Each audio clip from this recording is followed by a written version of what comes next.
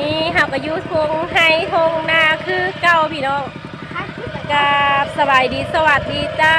สบายดียินดีต้อนรับเข้าสู่สองน้องจ้อยสาวนาดีนะพี่น้องมื้อนี้สาวจ้อยก็มาหน้าตอนนี้ก็มารอบเที่ยงนะพี่น้องรอบสาวจ้อยไปตลาดไปซื้อของให้แม่ขายมาตอนรอบเที่ยงพี่น้องตอนนี้ก็เป็นเวลาพักเที่ยงน้องสาวเป็นคนลกกามาสาวน้องพี่น้องสาวจอยก็มาบ่ทันก็มาแล้วก็คนกาทำน้องสาวแต่ตอนนี้เขาก็มาพักผ่อนยอดอารมณ์หน่อยนึงนะพี่น้องทักทายสบายดีอีกครั้งนะเห็นเนาะนี่บรรยากาศอยู่ที่ทงไฮทงนามาเบิ่งบรรยากาศตอนเที่ยงนะพี่น้องว่าสามีของสาวจอยเฮ็ดอีหยังเอาเบิ่งเด้อพี่น้องว่าสามีสาวจอยมื้อนี้เฮ็ดอีหยังแน่มาเดี๋ยวสาวจอยจะให้เบิ่งสามีของน้องจอยกำลังขาดนาเด้อพี่น้องเพราะว่าตอนนี้ก็เป็นเวลา11:45 นาทีแล้วพี่น้องเอ้ยกะสิเข้า12 โมงย่างแล้วเนาะพักเที่ยงบ๊ายบายเลยพี่น้องเพิ่นก็จะขาดให้ขาดนาโอ้ยเก่งสามีนี่นะพี่น้องเก็บภาพบรรยากาศอยู่ที่ทงไฮทงนาก็ต้องกราบขอบคุณผู้ใหญ่ใจดีที่เพิ่นเอ็นดูสงสารครอบครัวน้องจอยนะพี่น้องเพิ่นก็ได้มอบเงินก่อนหนึ่งที่ซื้อรถอีแท็กให้สาวจอยปีนี้ก็คือว่าถามมาแล้วว่าไอโบกะคันมีน้ำนะพี่น้องตอนนั้นกับบ่มีน้ำพอมีน้ำแล้วสาวจอยกับกาบ่พอพี่น้องก็ได้จำเป็นต้องเลยลกเอาตัวนี้พี่น้องนี่กาที่สาวจอยวานเอาเนาะเฮ็ดหน้าหวานก็เลยมาเอาตัวนี้แล้วพี่น้องมาดำใส่ให้ตัวที่บ่ทันมีกาพี่น้องนี่เพิ่นเฮ็ดอีหยังเนาะนั่นน่ะสามีเฮาเอาออกอันนั้นเอาเนี่ยออกจากจานไทย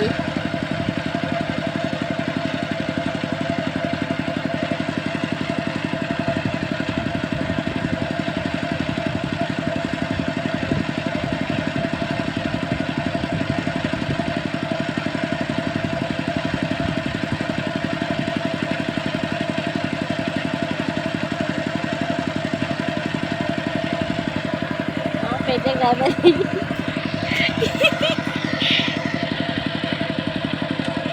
โอ้โหหลุดเร็วแล้วใช่เจ้าครูอันนี้เลยพี่น้องสาเหตุที่ว่าขาดเอารถอีเต็กไทยหน้าหรือว่าขาดหน้าเป็นรถไทยเดินตามนะพี่น้องมันจะยุ่งยากหน่อยนึงถ้าว่าคนใดบ่เป็นนะพี่น้องถ้าคนใดเป็นมันก็จะง่ายส่วนมากอยู่บ้านนะพี่น้องไอ้ต้อมมันจะใส่รถแท็กเตอร์ไทยนาขาดหน้านะมาใส่รถอีเต็กสภาพคือตอนเห็นน่ะแหละพี่น้องกันเบามาแล้วเป็นตาหัวนะพี่น้องเอ้ยการดีใจเนาะที่เราก็ยังได้ฮู้จักเฮ็ดจักซอยหั่นนะเรากับโบได้ติได้พี่น้องเราก็เฮ็ดไปภาษาเราหั่นล่ะแต่ก็อยากขอบคุณนะพี่น้องที่เราก็ยังสู่สนมาน้ำสาวจอยมาตลอดพี่น้องยังเฮ็ดยังหาซอยเดียวเรากับโบติโบได้ล้างเกียรติโบได้ว่าเวียกนักเวียกเบาเวียกยังเราเฮ็ดได้ทุกอย่างพี่น้องก็อยากขอบใจเพื่อนหลายๆแล้วก็ขอบคุณบาต้อมที่ยังสู้ซนยังรักยังอยู่น้ำสาวจอยได้พี่น้องเฮ็ดได้ทุกอย่างฮะ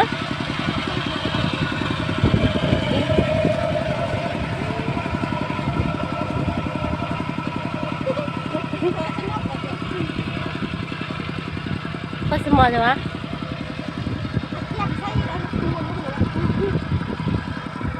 มีพาเก็บภาพบรรยากาศเลยพี่น้องตัวนี้ก็หากระดำแล้วกระติดแล้วพี่น้องงามแล้วติดแล้วเด้หน้าสาวจอยจะมีหน้าโนนลายพี่น้องเป็นโนนลาย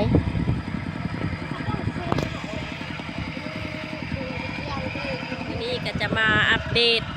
บรรยากาศอยู่ที่ทงไฮทงนานะพี่น้องสาวจอยกับมานาคือเก่าแล้วก็มามื้อนี้ก็มาแบบแปลกๆหน่อยนึงพี่น้องนุ่มไทยกับขาดหน้าส ามีสุดที่รักของสงจ้อยนะพี่น้องกระทับขาดหน้าอยู่นี่พี่น้องหน้าสาวจ้อยก็เลือดส่งให้เด้อเบิ่งสามีก็เป็นคนขาดหน้าสาวจ้อยก็นั่งอยู่ในเทียงหน้าน้อยพี่น้องนี่จะเบิ่งบรรยากาศอยู่เทียงหน้าน้อยเฮาน้องสาว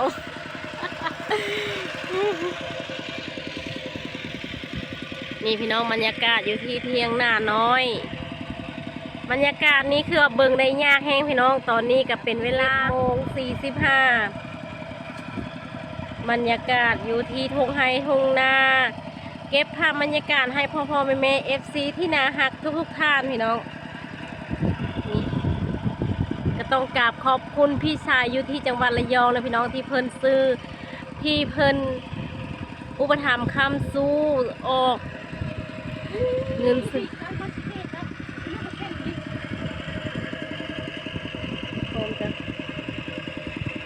นี่ละพี่น้องเส้นช่วยนี่งูพี่น้องเจ้าแม่นาคีเจ้าแม่นาคีไอ้ต้อมพี่ละไอ้ต้อมมันขึ้นเร็วไอ้ต้อมเฮ้ยเข้างูขึ้นแล้วพี่น้องขึ้นแล้วเจ้าแม่นาคีเห็นไหมพี่น้องภาพสาธุเด้อขอให้เจ้าแม่นาคีจงบอกเลขบอกเบอร์เพิ่นปรากฏตัวออกมาให้เห็นนี่ถือว่ามีบุญตาแห้งนะพี่น้องนี่เพิ่นกำลังลอยไปเห็นยังบ่เห็นคือสาวจอยเห็นบ่ทำเป็นลูกไก่เนี่ยคุ้มเลยเด้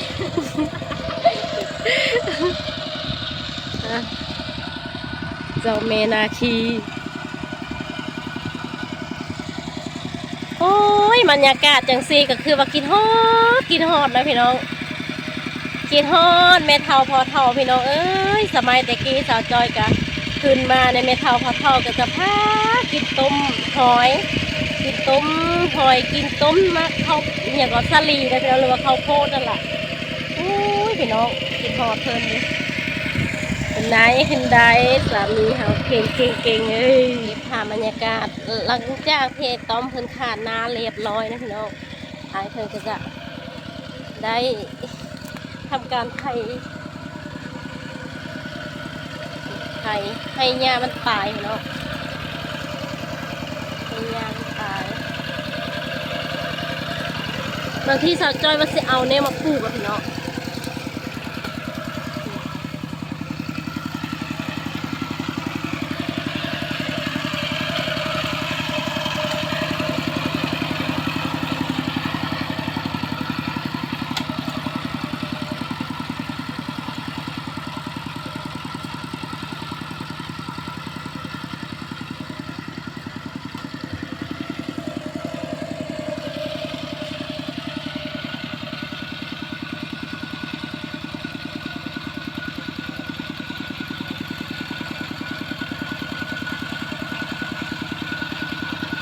โยขึ้นแล้วโยเอา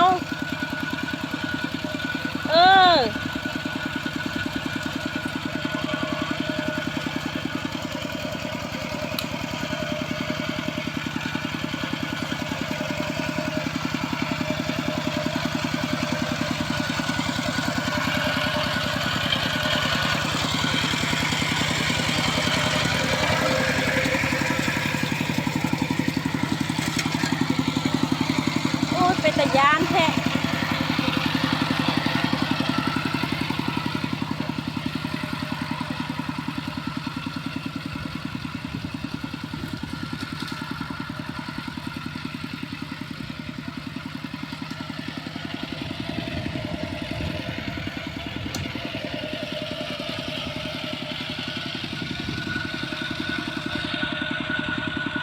เป็นยานแท้พี่น้อง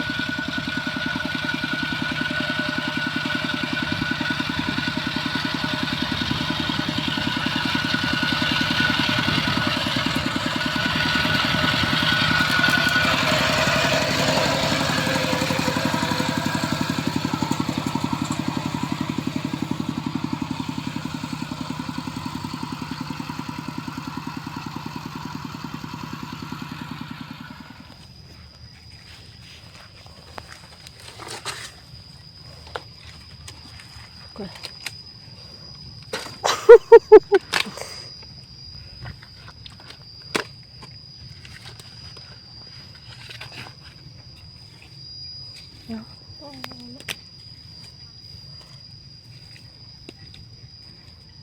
เคยมีเหตุการณ์แบบนี้บ่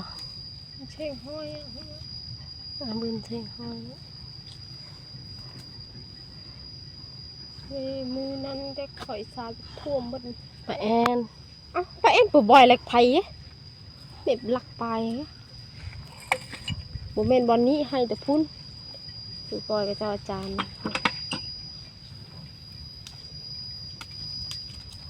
กี่ก็ไปว่าสิโจ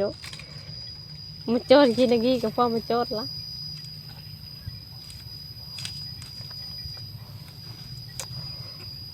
ได้แต่เบิ้งพี่น้องซอยยังบ่ได้ซอยสามีบ่ได้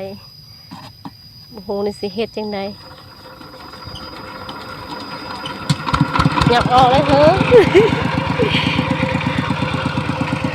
ขอให้ขึ้นด้วยเถอะพี่น้อง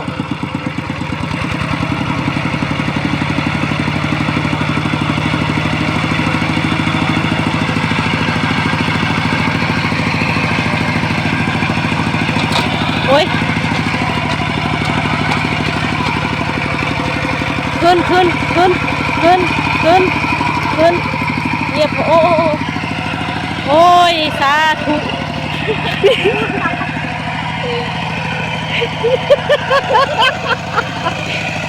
เอาไปดิเอา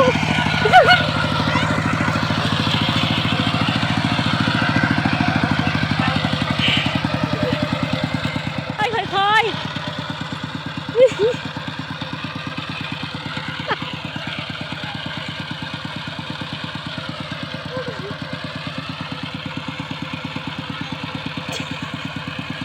มุนอีกชวนกันได้หรือเปล่าในละชวนโอ้ยสุดยอดพี่น้องเป็นแต่ยาแท้ความคือเหตุแต่เสือ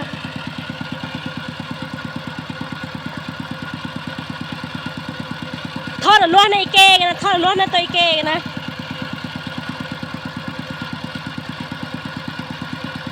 โอ้ยเนาะอีเก้ทอดอีเก้ล้วนละเป๊ะน้องสาวก็เป็นคนซ้อย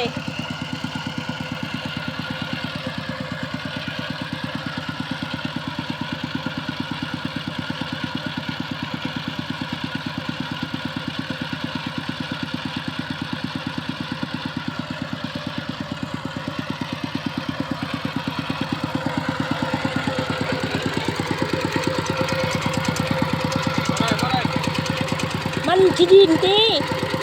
ที่ดิน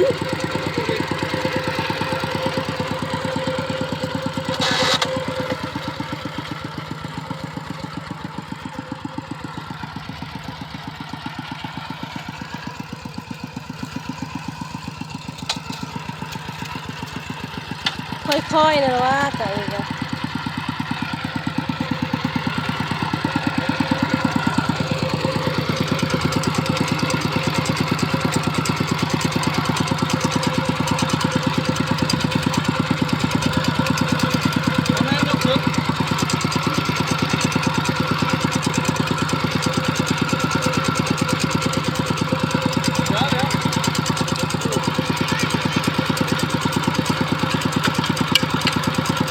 ได้แล้ว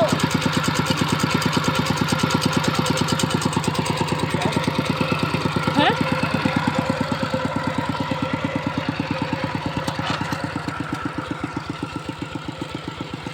โอ้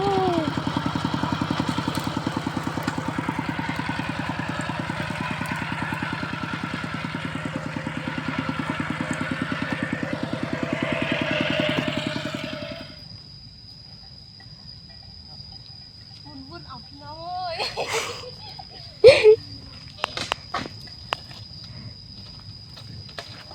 ห้องวันนี้เฮ็ดจังไดบัดนี้เป็นโดดใส่กี่หินหั่น